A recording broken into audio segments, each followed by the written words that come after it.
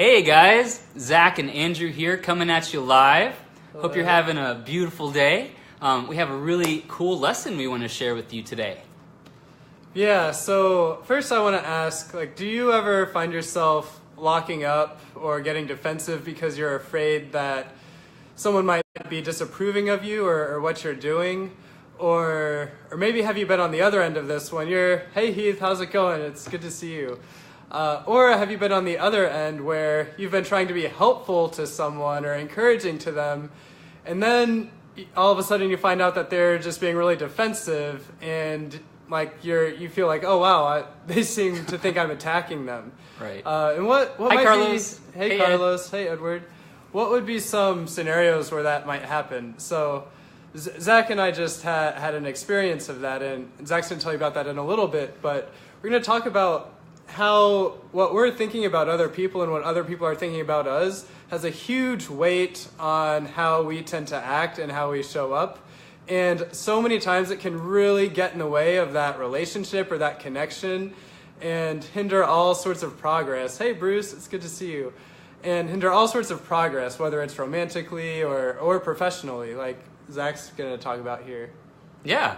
Actually, we had a really interesting experience the other day. So I'm going to brag on Andrew for just a minute to give you a little pre-story. So I don't know if you guys know this, but yeah, Andrew is amazing. He's a health and wellness expert, and for the last 6 months, he has the #1 ranked article on Google for low cortisol levels. So there's like 200 to 400 people reading his blog post every single day.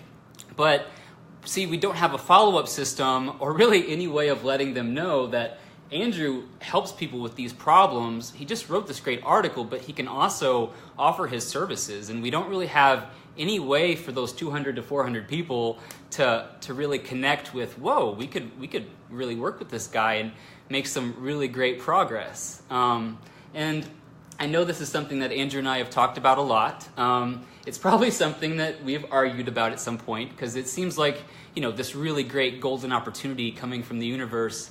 And but I've noticed a pattern when Andrew and I talk about this. And the pattern is that, because this is mostly Andrew's baby, Andrew gets a little defensive, and I can tell that he starts to shut down a little bit and kind of really start talking about all the things that's on his plate, this big list of things that he has. And don't get me wrong, Andrew works harder than anyone I know and has just a massive list of things to do on his list. So every time I brought this up, hey, we've got this really great opportunity. So many people are coming to, our blog. Let's figure out a way to, really offer our services. And we have so many, things in the fire.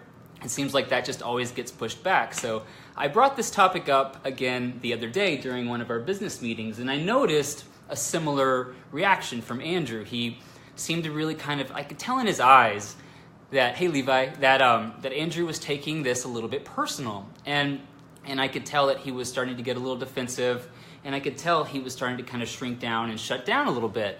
And that's when I had an idea. I thought, how can I, come across to Andrew from just a place of love and opportunity? And I told him, so let's take because we work together and we're obviously a couple. So I said, Andrew, let's take our relationship, our loving relationship, which is amazing, and let's just put that in the other room for right now. And so here's you and me, business partners, and here we are with this really amazing opportunity. And I started to notice right away, I could tell Andrew was a little skeptical at first, but I could tell that his energy was actually starting to shift.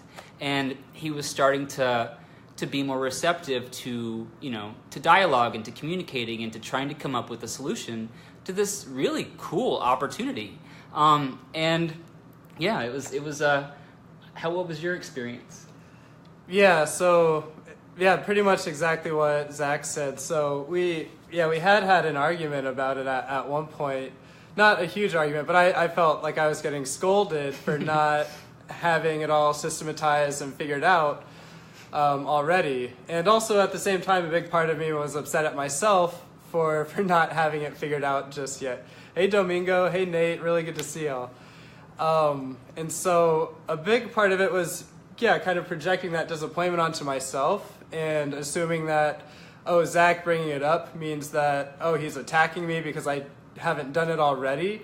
And there's another part of this too where we all act differently. We all show emotions differently.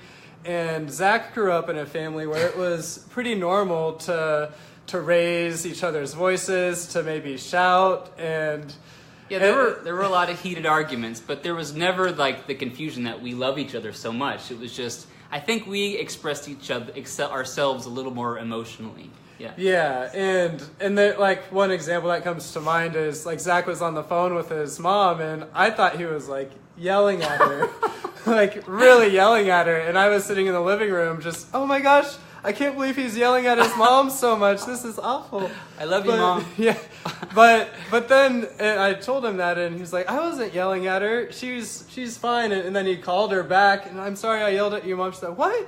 You didn't yell at me. Yeah, she was like, what are you talking about? So Zach, when Zach gets excited, he raises his voice. It's true. Sorry, my hand in your face. It's okay. He raises his voice. Hey, Art. Hey, Art. And I grew up the complete opposite. If my parents raised their voices, it was because I was in big trouble. And so Zach's here raising his voice because he's excited about this opportunity, and I'm like, oh no, he's mad at me. This isn't fair. Mm-hmm. And hey, Debbie, good to see you. Yeah, I look for the best in everyone. Beautiful. Awesome. So that was my experience, and then he started saying, okay, yeah, put our relationship aside. This isn't personal. I did notice a big part of me was skeptical, and I was like, can I believe him? And it's like, okay, yeah, I guess I can believe him. He wouldn't lie about this. We're on the same team here. So when I made that decision to really put my wall down and listen to him, we had an amazing conversation and things. We were able to create a list. I felt so much less stressed about it.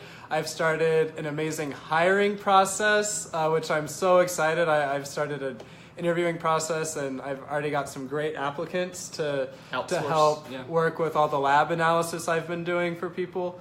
Hi, Avelino. Hey, Avelino. And so it's been an amazing experience since I was able to put my wall down. And so ultimately, I think the lesson here is how are we judging other people's feelings? How are you maybe judging how other people might be thinking about you? I know that's kind of like 2 levels deep. Yeah. But and how does that make you respond? Like, are you concerned or worried that somebody else might disapprove of you, and because of that you're locking up or you're being defensive? Yeah. And why might you be assuming that? Because there's a good chance that maybe they're not judging you at all or disapproving of you at all. Yeah, and it makes sense to, sorry to interrupt, but yeah, I know that Andrew and I had somewhat argued about this topic before, so it makes perfect sense for Andrew to assume that that's the same energy I'm bringing at. It's understandable, and but one thing that you'll learn from us and through our talks and hopefully down the line or whatever. Sorry, that was weird. But limiting beliefs are huge things that hold us back, and assumptions is a really big form of limiting beliefs, and it was normal for Andrew to be experiencing that. But how are you possibly making assumptions about what other people might be thinking, and how could that be holding you back from potentially starting a new relationship or meeting someone or collaborating on a cool project? There's countless ways that assumptions you could be making could be really holding you back and limiting your experience. Yeah, absolutely. So that's what we wanted to come on today and bring up. For in this case, I assumed that Zach was still wanting to argue with me, just because it might have happened once or twice. He's brought it up 10 times since then, but I still was kind of stuck in that past argument. So once I was able to let go of that assumption, say, oh, maybe Zach wants to just talk to me about it and not in an arguing type of way, we can move forward. Right. So, well, thank all of you for joining us today. This was really fun. Hey, Daniel. If you're just joining us or catching the replay, please give us some thumbs up, shoot us some comments down below, and let us know how this might apply to you. And we love getting your feedback. And Debbie says, not to change the subject, you're a cute couple. Thanks, Debbie. Thanks, Debbie. Thanks, Daniel. really appreciate the love. Yep. Very much so. Well, we hope all of you have a beautiful rest of your day, and we look forward to coming back and connecting with you again. Yeah, talk to you soon. Bye for now. Bye.